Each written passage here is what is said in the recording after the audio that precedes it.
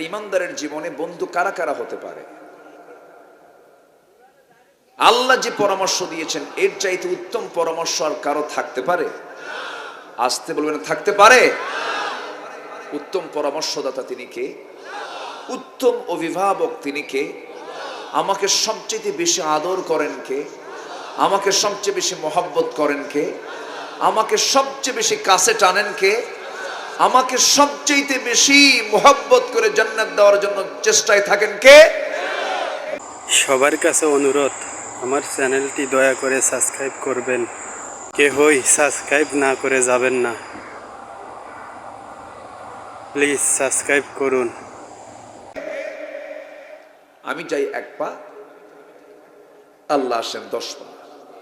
আমি হেঁটে হেঁটে যাই, আল্লাহ আমার দিকে দৌড়ে দৌড়ে আসে। এটা কিন্তু আমার কথা না, বলেছেন মুহাম্মদ সাল্লাল্লাহু আলাইহি ওয়াসাল্লাম। তাহলে আমার বন্ধুগণ, আল্লাহ তাআলার পরামর্শটা আমরা একটু শুনে নেই। মহান রব্বুল আলামিন বলছেন, বান্দা আমি তোর জন্য বন্ধু কারা কারা নির্বাচন করে দিচ্ছি।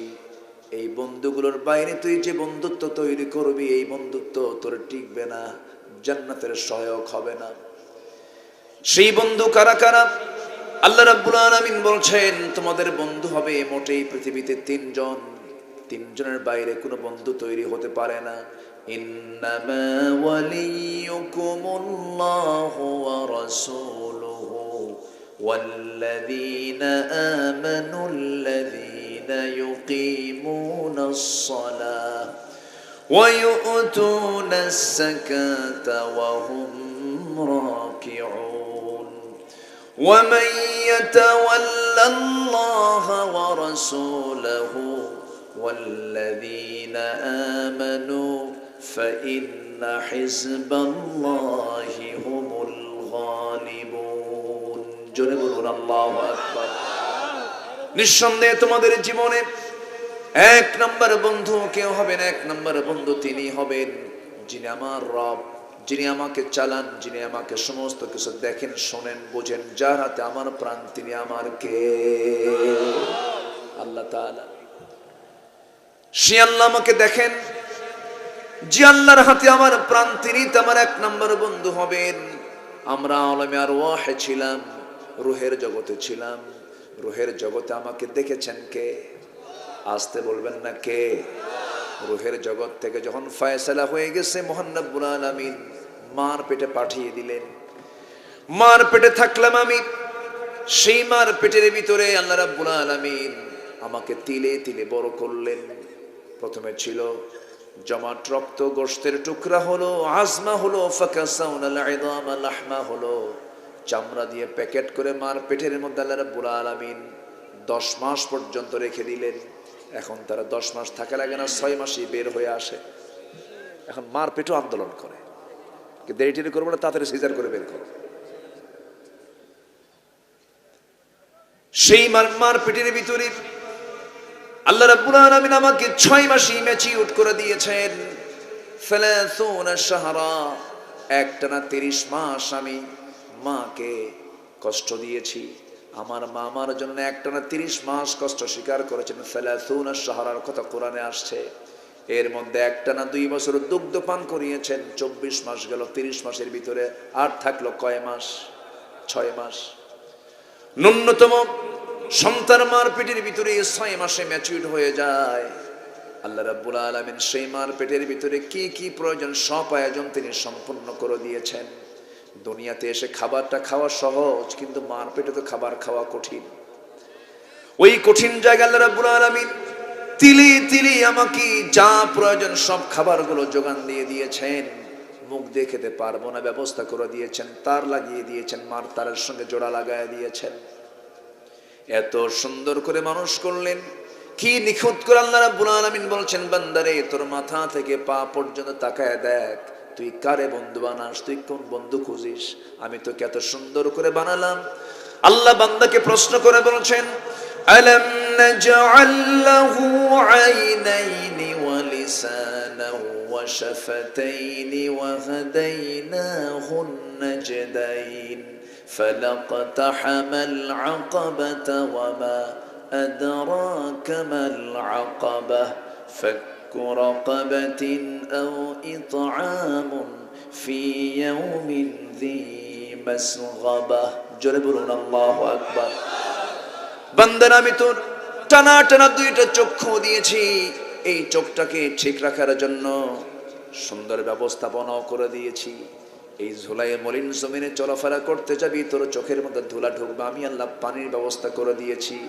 এই পানি দুনিয়ার ন্যাচারাল কোনো ড্রিঙ্কিং ওয়াটার নয়, এমন একটা পানি, এটা হাজারো ধুলাবালি আপনার চোখের মধ্যে ঢুকে যাক, আল্লাহ রাব্বুল আলামিন এই চোখের মধ্যে এমন মেডিসিন রেখে দিয়েছেন, হাজারো জীবাণু থেকে এই চোখটাকে আল্লাহ রাব্বুল আলামিন পানি দিয়ে সেভ করেন। জোরে কোন সুবহানাল্লাহ।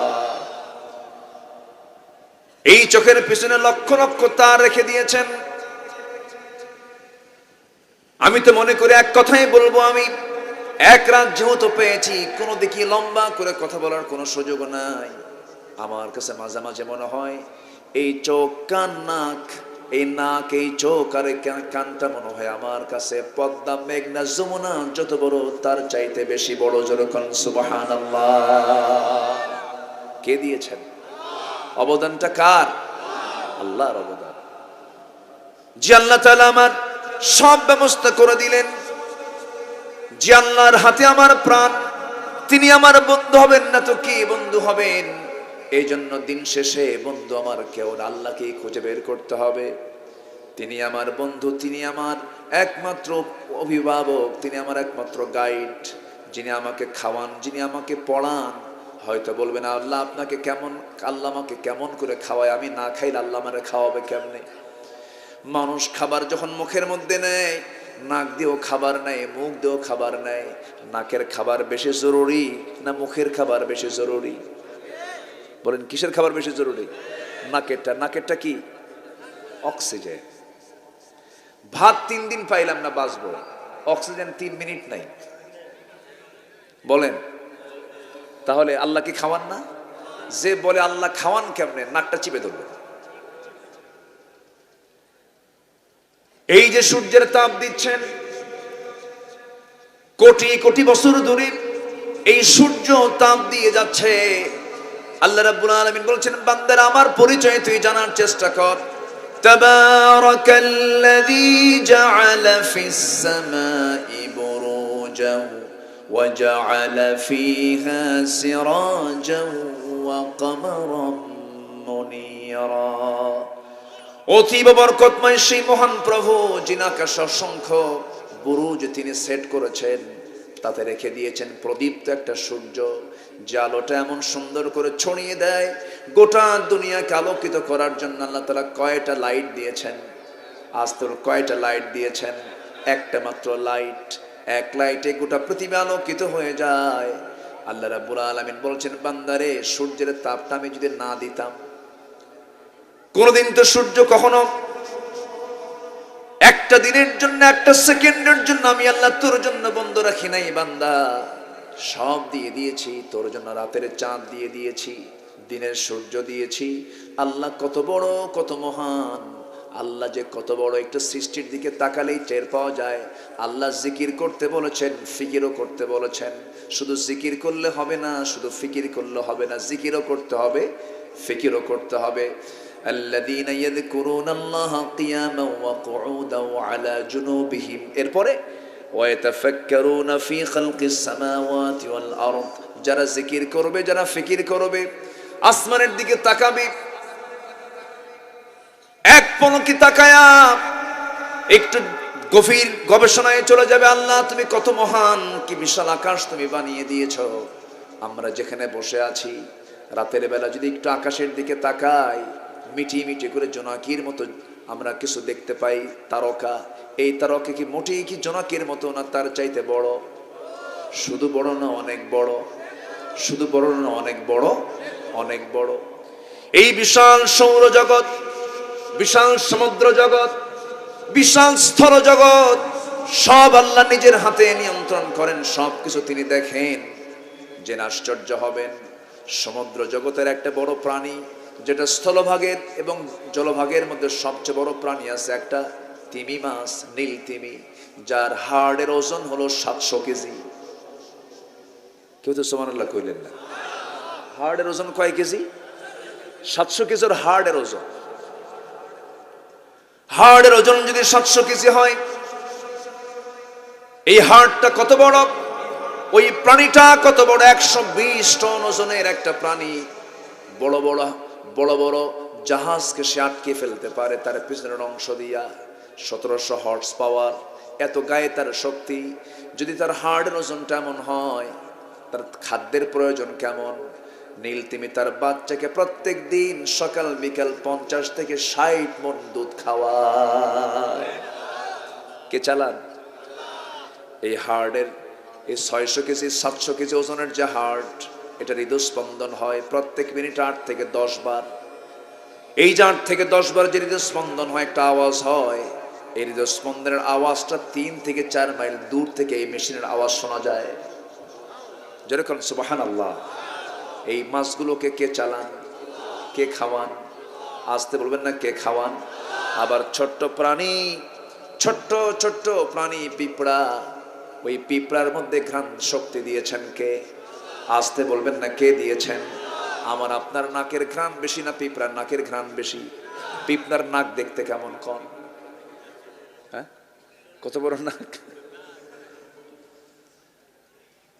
পিঁপড়া তো চোখেই পড়ে না, তার আবার নাক কত বড়! আমার আপনার বাড়ির মিষ্টির খবর আপনি জানেন না। আপনার বাড়িতে কোনো মেহমান এসে মিষ্টি দিয়ে গেছে, আপনি জানেন না, শুধু আপনার বউ জানে। আপনার কাছে মিষ্টির খবর নাই, কিন্তু আপনার বাড়িতে অবস্থানরত যে সমস্ত পিঁপড়াগুলো, তাদের কাছে রিপোর্ট হয়ে যায় অমুক জায়গায় মিষ্টি আছে। সুবহানাল্লাহ বলবেন না? রিজিক কে দেন? আমার গায়ের শক্তি বেশি না পিঁপড়ার গায়ের শক্তি বেশি? না, কথা ঠিক আছে, যারা বলেছেন তাদের হিকমত আছে। পিঁপড়ার গায়ের শক্তি আমার চাইতে আরো অনেক বেশি। আমার ওজন 80 কেজি, আমি মাথায় নিতে পারবো বড় জোর ধরেন 100 কেজি। আর পিঁপড়া তার ওজনের চাইতে 40 গুণ বেশি ওজন তার মাথায় নিতে পারে। শক্তি বেশি কার? পিঁপড়ার। আমার আপনার নাকের ঘ্রাণের চাইতে 28,000 গুণ বেশি ঘ্রাণ শক্তি হলো কুত্তার, কুকুরের 28,000 গুণ। কেন জানেন? ওকে দিয়ে কিছু কাজ হবে, ওকে দিয়ে কিছু কাজ করা দরকার। ডগ স্কোয়াড আছে না নাই? আচ্ছা, আমি আপনি খুঁজে পাই না ইয়াবা কই আর মদের বোতল কই, ও খুঁজে বের করে। ওর নাকের মধ্যে কে ঘ্রাণ দিয়েছেন? আল্লাহ দিয়েছেন। আমার বন্ধুগণ, আমার আল্লাহ তো সেই আল্লাহ যিনি শুধু আমার আল্লাহ নন, আমার রব নন। আমার আল্লাহর পরিচয় যারা সবাই নামাজে যখন দাঁড়ায় তার পরিচয় দিই তিনি, শুধু আমরা বলি না তিনি আমার আমি মানুষ, আমার রব। আলহামদুলিল্লাহ রব্বিন নাস বলি নাকি? সবাই বলেন আলহামদুলিল্লাহ রব্বিল আলামিন। জবান খুলে বলেন আলহামদুলিল্লাহ রব্বিল আলামিন। সব জগতের তিনি মালিক। একটা প্রাণীও না খেয়ে থাকে না। আল্লাহ রাব্বুল আলামিন বলেন ওয়ামা মিন দাব্বাতিন ফিল আরদি ইল্লা আলাল্লাহি রিজকুহা। জমিনে যত বিচরণশীল প্রাণী আছে, কোন প্রাণীর রিজকের ফয়সালা আমি কারো হাতে দেই নাই, আমি নিজেই সমস্ত কিছুর ফয়সালা করে দেই। জোরে কোন সুবহানাল্লাহ। আমি আল্লাহ নিজে চালাই, সব আমি মনিটরিং করি, সব আমি দেখি। বাবুই পাখির কথা সবাই জানেন। এই পৃথিবীতে যত প্রাণী আছে, সমস্ত প্রাণীর বাসা তৈরির ব্যবস্থাপনা আল্লাহ তাআলা সেই প্রাণীর মধ্যে দিয়ে দিয়েছেন। বাবুই পাখি বাসা বাঁধে কোন গাছে? তাল গাছে। এত সুন্দর বাসা প্রস্তুত প্রণালী, এত সুন্দর ডিজাইন। পৃথিবীর সব আর্কিটেকচার ইঞ্জিনিয়ার, সব সিভিল ইঞ্জিনিয়ার, সব ইঞ্জিনিয়ার এক জায়গায় আপনি করেন আর বলেন বাবুই পাখির মতো ছোট্ট একটা বাসা বানাও, কিয়ামত হয়ে যাবে, কোনো মানুষের পক্ষে তার মতো বাসা বানানো সম্ভব? এত সুন্দর তার নিপুণ সৃষ্টি, নিপুণ তৈরি করে সুন্দর ঘর বানায় ফেলছে। এত সুন্দর ঘর তার, ওর মধ্যে বেডরুম আছে, ড্রয়িং রুম আছে, কমন রুম আছে। যখন কোনো মেহমান আসতে চায় সামনে দরজা লাগানো আছে, কলিং বেলও আছে, সোফা সেটও আছে। বেডরুম থেকে বাবুই পাখি বের হয়ে সালাম বিনিময় করে ঠোঁটের সঙ্গে ঠোঁট মিলায় দিয়ে বলে, দোস্ত সোফা সেটে বসে, ভিতরে যাবা না, পর্দার খেলাফ হয়ে যাবে, বউ শুয়ে আছে। ওয়ালাহু আসলামা মান ফিস সামাওয়াতি ওয়াল আরদ তাওআন ওয়া কারহান। বাবুই পাখির জীবন, তার জীবনের মান, লাইফ স্টাইল, জীবনযাত্রা আমার আপনার চাইতে উন্নত কেমন করে বলবো? এই পৃথিবীর কোন রাজা বাদশাহ যদি চলতে নেই, শুধু সে আকাশ পথে চলে না, স্থলভাগেও তাকে চলতে হয়, জলভাগেও তাকে চলতে হয়। কিন্তু একটা বারের জন্য বাবুই পাখি কোনোদিন সে জলভাগেও চড়ে না, স্থলভাগেও চলে না, ওরে হলো আকাশ পথে। সুবহানাল্লাহ বলবেন না? প্রাণী ছোট হোক, কিন্তু লাইফ স্টাইলটা আমার আপনার চেয়ে উন্নত। এবং তার ওই বিমানে চড়ার জন্য যশোর এয়ারপোর্ট যাওয়া লাগে না, ওর বাড়ির সামনে একদম ল্যান্ডিং। বের হবে, খাবারের প্রয়োজন। তার মাথার ওজন কয় কেজি? মাথার ওজন আছে সামান্য। ওর মধ্যে আবার ব্রেন আছে, মোটর দানার মতো ব্রেন। ওর মধ্যে আবার বিমান সিস্টেম করা আছে। জাস্ট যখন সে বাইরে বের হবে, পাখাটা আস্তে করে ছেড়ে দিল। যারা বিমানে চড়ছেন দেখেন না, আস্তে করে পাখাটা ছেড়ে দিল, চট করে ব্রেনের একটা সাইড আল্লাহ তাআলা এই মেশিনটা সেট করে দিয়েছেন। জাস্ট একটা ওয়ান করলো, কোথায় রিজিক খুঁজে খুঁজে বেড়াচ্ছে। সুবহানাল্লাহ বলবেন না? জোরে কোন সুবহানাল্লাহ। তিনি হচ্ছেন আমার আল্লাহ তাআলা। সে আল্লাহ বলছেন, বান্দা আমাকে ফাঁকি দিস, আমাকে বলিস না। আজান হবে, মসজিদে আয়, আমার নামটা নে, আমার জিকির কর, আমার ফিকির কর, মুখটাকে সংযত কর, ইমানের গুণগুলো হাসিল কর। যার মধ্যে 7টা গুণ থাকবে, সে সোজা জান্নাত চলে যাবে। কয়টা গুণ বলেন? 7টা গুণ। এটা কি আল্লাহ আমি কি নিচে বলছেন, আল্লাহ বলে দিয়েছেন? আল্লাহ বলে দিয়েছেন। শুনবেন? আগ্রহ আছে তো? বলি আলহামদুলিল্লাহ। আমার বন্ধুগণ, এর মধ্যে আমরা 1 নাম্বার বন্ধু কি শিখে নিলাম? 1 নাম্বার বন্ধু হচ্ছেন তিনি, যিনি আমাকে রুহের জগতে আমাকে লালন করেছেন, পেটের জগতে লালন করেছেন, পালন করেছেন। দুনিয়ার জিন্দেগিতে আমি এসেছি, কিন্তু মূলত লালনকারী পালনকারী তিনি আমার কে? কিন্তু মাঝখান দিয়ে একটু হাতটা বড় হয়েছে, পাটা বড় হয়েছে, চোখটা দিয়ে একটু দেখি, তখন ভাবি, যাক আমি কি হনুরে, আমি কি হনুরে? কিছুই হই নাই, আমরা কিছুই হই নাই। আল্লাহর আইনের বিরুদ্ধে কথা বলে, কত বড় দুঃসাহস! বলে যে জেনার আইন এখনকার সমাজে চলতে পারে না, জেনার আইন নাকি পাশবিক আইন, এই সমস্ত আইন টাইন এখন চলবে না। এই জাতীয় কথাগুলো বলে আমার দেশের কিছু বুদ্ধিজীবী নামের নাস্তিকরা আছে না নাই? জাতিকে মূর্খ বানানোর জন্য বিশাল পরিকল্পনা মাথায় নিয়েছে। এমন পরিকল্পনা, এত বিকৃত রুচি মানুষের মধ্যে ঢুকানোর চেষ্টা করা হচ্ছে। নারী নারীতে আকৃষ্ট হয়, পুরুষ পুরুষ আকৃষ্ট হয়। একটা পুরুষ, সে তার মন চাইলে যে আমি মহিলা হয়ে যাব, হাবিব হাবিবা হবে, করিম করিমা হবে, আর বই লেখছে শরীফ শরীফা। আচ্ছা, শরীফা যদি হয়, তাহলে ওর বাপের সম্পত্তি কিভাবে নেবে? শরীফ হয়ে নেবে না শরীফা হয়ে নেবে? তো শরীফা কি? আমরা তো শরীফাও না। যে ট্রান্সজেন্ডার, ও পুরুষও না, ও মহিলাও না, ও সন্তান জন্মদান দানে অক্ষম। তাহলে এমন ব্যক্তির জন্য সম্পদের ওয়ারিস সে যদি হয়, সে কি হবে? সে কি নেবে, কি করবে বলেন? তারা যে এই জাতীয় কথাগুলো বলতেছে, এই জাতীয় বিষয়গুলো যে ঢুকানোর চেষ্টা করছে, এগুলো নিঃসন্দেহে শয়তান ওদেরকে পাঠশালায় শেখাচ্ছে, ঠিক কিনা? শয়তানের পাঠশালা এগুলো। ক্লাস 10-এর সামাজিক বিজ্ঞান বইয়ে ফিলিস্তিনের মানচিত্র না দেখায়া দেখানো হয়েছে হলো ইসরায়েলের মানচিত্র।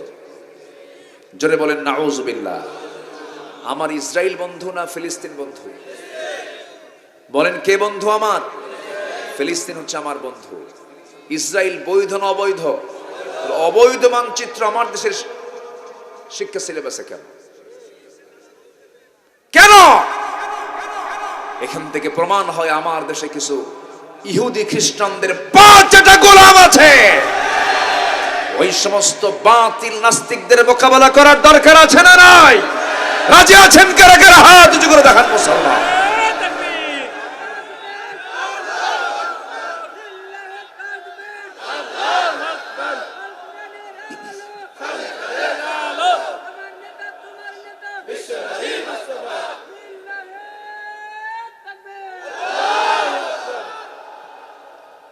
কষ্ট পাচ্ছেন?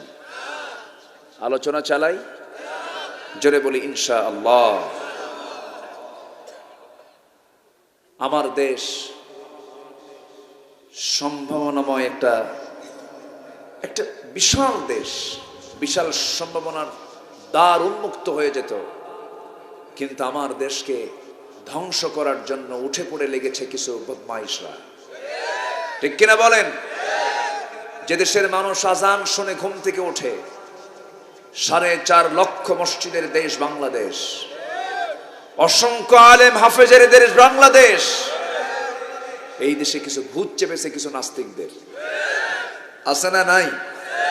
আচ্ছা, সমকামিতা, হোমোসেক্স, যে নোংরা মানসিকতা, বিকৃত রুচি, এটা 6,000 বছর আগে, 5 থেকে 6,000 বছর আগে ওই জর্দান, প্রেজেন্ট ওয়ার্ল্ডের জর্দান এর ডেড সি এলাকা, মৃত সাগর, সেখানে কওমে লূতের বসবাস ছিল।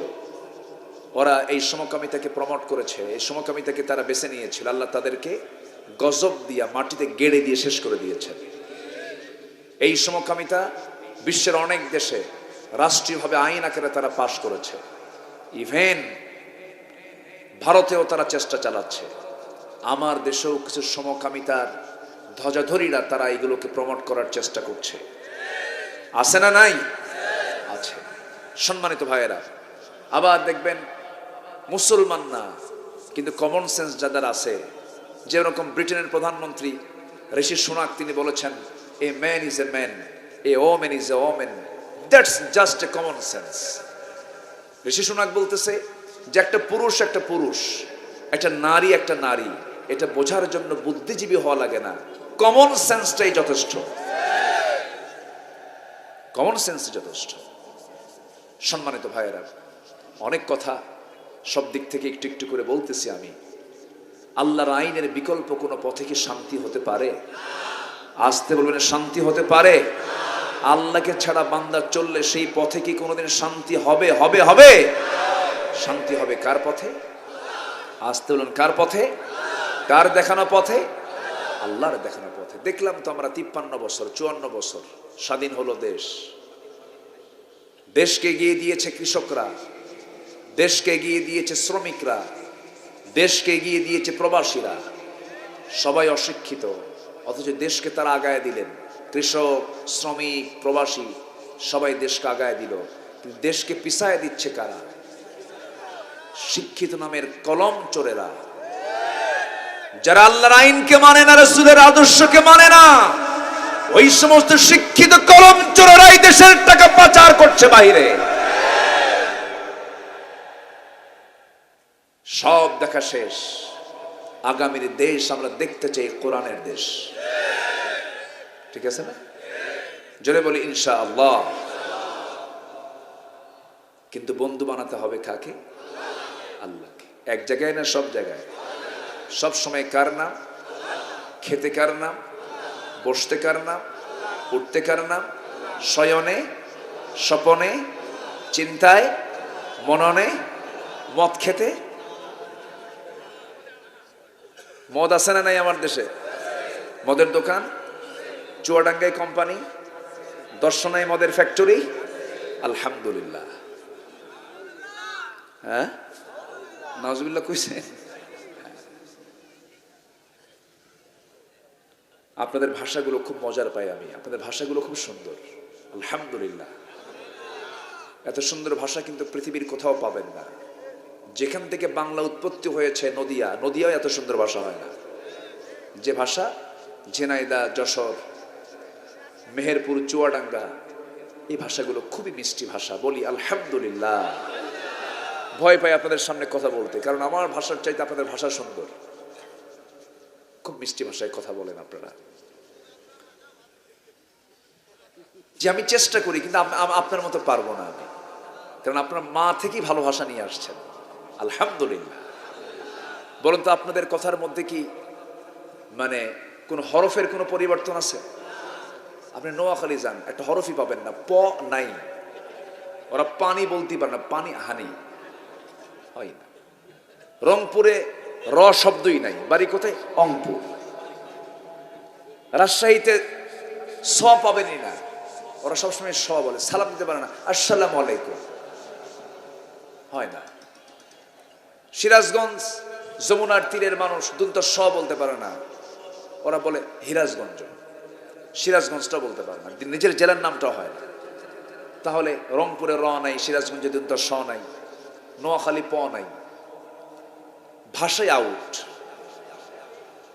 সিলেট তো আলাদা, ওটা তো ভাষাই আলাদা, সিলেটি ভাষা, সিলেটি মাত কিতা মাত মাতলা রে বা, এই কঠিন ভাষা। এরপরে শ্রীডং তারও আরো জটিল, বুঝলেন? বলো যাইতে হইবে। তো এই যে ভাষা বিভিন্ন জায়গায় বিভিন্ন রকম, কিন্তু এই এলাকার ভাষার মধ্যে একটা আলাদা মজা আছে। সহি বাংলায় আপনারা কথা বলেন, বলি আলহামদুলিল্লাহ। এটা আল্লাহর শুকরিয়া, এটা আল্লাহর কি শুকরিয়া। সম্মানিত ভাইয়েরা, তাহলে আল্লাহকে যদি বন্ধু বানাই, সেই বন্ধু বানাতে গেলে আল্লাহর নিষিদ্ধ কাজ, আল্লাহ যেটা নিষিদ্ধ করেছেন সেই পথে কি পা দেওয়া যাবে? আল্লাহ মদকে কি করেছেন? মদ হারাম মানে কি? নিষিদ্ধ। মদ হারাম মানে কি? নিষিদ্ধ। তাহলে মদ আল্লাহ তাআলা হারাম করেছেন, অবশ্যই বান্দার অকল্যাণে না কল্যাণে? কল্যাণে। সেই মদের বোতল আছে না নাই? আছে। এগুলো কি ওয়াশ করে বন্ধ হবে মনে করেন? ওয়াশ দিয়ে কোনোদিন বন্ধ হবে? হবে না। ওই দেখেন চাচা কি করে, চাচা একদম জায়গা মতো চলে গেছে। আপনার লাঠি দিয়েও তো হবে না, আপনার যে লাঠি এটাতে হবে না। আপনি বাড়ি যাবেন এখন, তো বাড়ি যেতে নিয়ে মেঠো পথে, রাস্তার মেঠো পথ, সেই মেঠো পথে আপনি হঠাৎ করে আপনার কানে একটা আওয়াজ আসলো, সাপ যখন ফনা পাকে কি আওয়াজ দেয়? ওরে বাপ রে বাপ, এ তো দেখি সাপুড়িয়ার ভাব সাপ দেখতেছে আপনাদের। তো এই আওয়াজটা যখন আপনার কানে আসবে, তখন আপনি কি খুঁজবেন? লাঠি আছে বাপু, সমস্যা নাই, কিন্তু অন্ধকার যে। যদি লেজে বাড়ি লাগে, যদি বাড়িটা যদি লেজে লাগে, তাহলে কি করবেন? তাহলে মারতে কি বিপদ কি আরো কম হবে না বেশি হবে? বেশি হবে। তাহলে লাঠি দিয়েও শুধু কাম হবে না, লাগবে কি? লাইট, আলো। আবার আলো আছে কিন্তু লাঠি নাই, তাও কাজ হবে না। তাহলে আলো লাগবে, লাঠিও লাগবে, তাহলে সাপ মারা সম্ভব। তেমনি সমাজের ভিতরে সাপরূপী কিছু পাপ আছে। মদ আছে, জেনা আছে, চুরি আছে, ডাকাতি আছে, সন্ত্রাসী আছে, খুন আছে, ধর্ষণ আছে। এই সমস্ত পাপাচার গুলো হাজার বছর ধরে আপনি এরকম করে ওয়াজ করে যান, এগুলোকে এগুলো আপনি কখনো বন্ধ করতে পারবেন না। এটা বন্ধ করার জন্য একটা আলো দরকার, আবার এটা বন্ধ করার জন্য একটা লাঠি দরকার। সে আলোটার নাম হলো কোরআনে কারীম। এটা হচ্ছে আলো। আর যে লাঠির দরকার, সেই লাঠি হলো কোরআন দিয়ে গড়ে তোলা সেই রাষ্ট্র। ঠিক কিনা? তাহলে সব ঠান্ডা, সব কি? আমরা এই সমস্ত কথাগুলো যখন বলি, তখন বলে হুজুর ওয়াজ করবেন আকাশ নিয়া, ওয়াজ করবেন কবর নিয়া, দুনিয়া আমরা দেখবো। মানে ওরা মদ খাবে আর আমরা দোয়া করে দেব, আল্লাহ তুমি মদে বরকত দাও। এরকম হুজুরও কিন্তু আমার দেশে আছে। আমার বন্ধুগণ, কোরআন তেলাওয়াত করতে রক্ত ঝরাতে হয় না। কোরআন তেলাওয়াত করতে গেলে বরঞ্চ পুরস্কার পাওয়া যায়, ওয়ার্ল্ডে ফার্স্ট হয়, পুরস্কার নিয়ে আসে। কোরআন তেলাওয়াতে কোনো বাধা নাই। কোরআন তেলাওয়াত ইমানদারও তেলাওয়াত করতে পারে, মুনাফিকও তেলাওয়াত করতে পারে। কোরআন তেলাওয়াতে রক্ত ঝরাতে হয় না। কিন্তু সেই কোরআনের আইনকে আপনি যখন সমাজে চালু করতে যাবেন, কোরআন প্রতিষ্ঠার সংগ্রাম যখন করতে যাবেন, রক্ত ঝরানোর প্রয়োজন আছে না নাই? আসতে বলবেন না, আছে না নাই? শুধু তেলাওয়াতেই আপনি আপনার জীবনটা পার করবেন, এটা আপনার ইমানের পরিচয় বহন করে না। সারা জীবন শুধু তেলাওয়াত করবেন, এটা আপনার শুধু ডিউটি নয়। কোরআন তেলাওয়াতও করব, সমাজে চালু করারও চেষ্টা করব, ঠিক কিনা? মদ কেন হারাম? মদের রেজাল্ট হলো মদ পান করলে পরে সে মাতাল হয়ে যায়, সেন্সলেস হয়ে যায়। আমার বন্ধুগণ, একটা হাদিসে রাসূল বলেছেন, আল খামরু উম্মুল খাবাইস, মদ হলো সমস্ত পাপের মা। মদ হলো সমস্ত পাপের মা। চুম্বক, কোথাও চুম্বক রাখা আছে, তার চতুর্পাশে যত লোহা, সব লোহা চুম্বক কি করে? টেনে নেয়। তেমনি মদ হলো এমন একটা পাপের নাম, সমস্ত পাপকে মদ টেনে আনে। কেমন করে টেনে আনে? কোন এক আল্লাহওয়ালা বুজুর্গ মানুষের বসবাস একটা নগরে ছিল। সেই নগরে একজন জঘন্য নারী, একজন পতিতা নারীর বসবাস ছিল। সেই পতিতা নারী মনে মনে চিন্তা করলো, জীবনে হাজারো পুরুষের জীবন যৌবন নষ্ট করেছি, আমি এই আল্লাহর ওলিকে টার্গেট করলাম। আল্লাহর ওলিকে টার্গেট করে তাকে কোনো ক্রমেই ফুসলায় তাকে ঘরের মধ্যে টেনে তুলেছে। পতিতা নারী বলতেছি, তুমি আমাকে চিনছো কিনা জানি না, আমি হলাম এই শহরের, এই নগরের একজন জঘন্য পতিতা নারী। আমি জানি তুমি আল্লাহওয়ালা মানুষ। আমি তোমাকে ঘরের মধ্যে টেনে তুলেছি, কৌশল করে তুলেছি। আমি যদি এখন এই মুহূর্তে একটা আওয়াজ দেই, একটা চিল্লান মারি, তোমার মান সম্মান সব শেষ হয়ে যাবে। তুমি তো জানো, বুঝতেছো, আমি তোমাকে এই বিপদ থেকে বাঁচাতে পারি। 3টা কাজ আমি তোমার জন্য খুলে দিলাম, যে কোনো একটা তুমি বেছে নিবা। নাম্বার 1 হলো এই যে মদের বোতল থেকে তোমাকে মদ্যপান করতে হবে। নাম্বার 2, আমার সঙ্গে জেনা করতে হবে, এটাও যদি রাজি না হও। নাম্বার 3 হলো তোমাকে এই শিশুকে হত্যা করতে হবে। আল্লাহওয়ালা মনে মনে চিন্তা করে, খুন তো প্রশ্নই আসে না, জেনা তো প্রশ্নই আসে না, ঈমান চলে যাবে। মদের বোতল হারাম, মদ্যপান হারাম, বারবার তিনি চিন্তা করে ভাবতেছেন, খুন করলে তো মারাত্মক শাস্তি, আর সাইয়্যিবুজ জানি, কতলুন নাফস, এই দুটার শাস্তি তো দুনিয়া থেকে বিদায় করে দেওয়া। মদ এটাও হারাম, কিন্তু মনে মনে উনি চিন্তা করলেন, মনে হয় মদ্যপান করলে পরে ওর চাইতে হয়তো গুনাহ হয়তো কম, এটা উনি ভাবলেন। ভেবে যখন মদের বোতল যখন কেউ মুখে নেয়, সে হোশ না বেহুশ, তাল না মাতাল? বলেন, তাল না মাতাল? মাতাল। কোনটা নিজের বউ, কোনটা পরের বউ, হোশ থাকে না। নিজের বউ না ধরে অন্যের বউ ধরে, এটাই হলো মদের ফলাফল। মদের কি ফলাফল? রাত 3টার দিকে স্বামী গেছে বাড়িতে, দরজায় ডাকতেছে, দরজা নক করার মতো বউ তো টের পাচ্ছে যে আমার স্বামী রাত 3টায় আসা মানে কি কিছু খাইছে। দরজার খোলার সাহস পায় না। বড় ছেলেকে সাথে নিয়ে বলে, বাবা চলো তো, তোমার আব্বা আসছে, দরজাটা খুলে দিই। বড় ছেলেকে সাথে নিয়ে এসে দরজা যখন খুলতে নিছে, খোলা শেষ, লাল টকটকা চোখ, বউয়ের দিকে তাকায় বলে, আম্মা আসসালামু আলাইকুম। বলবেই তো, কারণ হেড অফিস তো ঠিক নাই। হেড অফিস ঠিক আছে, যেটা পান করলে হেড অফিস ঠিক থাকে না, সেটা কি হালাল হতে পারে? এখন বউ কয়, হাই রে আমার পোড়া কপাল রে, তোমার কি একটু কাণ্ড জ্ঞান নাই? তোমার পাশে একটা যুবক ছেলে দাঁড়ানো, তার সামনে তুমি আমার মা বলে ডাকো, একটু কি হুঁশ তোমার হলো না? ছেলের দিকে এখন তাকায় বলে, দুলা ভাই আসসালামু আলাইকুম। বলবি তো, হুঁশ তো নাই। নাইট ক্লাবে কারা যায়? বোর্ড ক্লাবে কারা যায়?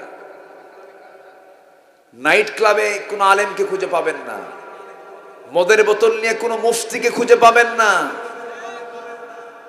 মাথায় রাখতে হবে, আপনি কোন নেতাকে মানতেছেন। যে নেতাকে মেনে আপনি দুনিয়া থেকে বিদায় নেবেন, কিয়ামতের দিন ওই নেতার সঙ্গে আপনাকে হাসরে উঠতে হবে। মাথায় রাখতে হবে, ইয়াওমা নাদউ কুল্লা উনাসিম বিইমামিহিম, সেদিন প্রত্যেক ব্যক্তিকে তার নেতা সহ ডাকা হবে। মদ খাওয়ার নেতা তো আমার দেশে নাই, আসতে কয়, আছে না নাই? আপনারা মদ খাবেন আর আমরা দোয়া করব? হ্যাঁ,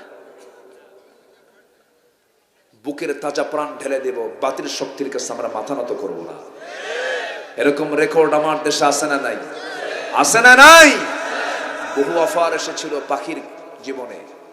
আমার দেশে কোরআনের প্রকৃত পাখি যিনি কোরআনের খেদমত করেছেন দীর্ঘ 50 বছর, এই পাখিটা খাঁচায় ছিলেন।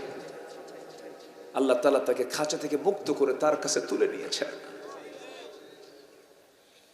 আপোষ করেননি। সিরিয়ার দামেস্কের জেলখানায় ইমাম ইবনু তাইমিয়া জেলখানায় বসে আছেন। জেলার এসে বলে, ইবনু তাইমিয়া হুজুর, আমরা হুকুমের গোলাম, কি করব? আমরা বুঝি আপনার কোনো দোষ নাই। হুজুর, আমরা কি কিয়ামতের দিন আটকা পড়ে যাব? জেল সুপার বলতেছে। ইমাম ইবনু তাইমিয়া বললেন, জেল সুপার, তোমাদের মতো ব্যক্তির কারণে জালিমরা জুলুম করার সাহস পায়। ভাবতেছেন যে আমি পার পেয়ে যাব? এত সস্তা নয়। প্রত্যেক মজলুম কিয়ামতের দিন আল্লাহর সামনে দাঁড়িয়ে কথা বলবেন, আল্লাহ, আমার বিরুদ্ধে এই জুলুমগুলো করা হয়েছে। চাইলে একটি লাইক দিয়ে ফেসবুকে দেখে থাকলে ফলো করুন। আমাদের চ্যানেলটি সাবস্ক্রাইব করে পাশে থাকা বেল বাটনটি অন করে দিন।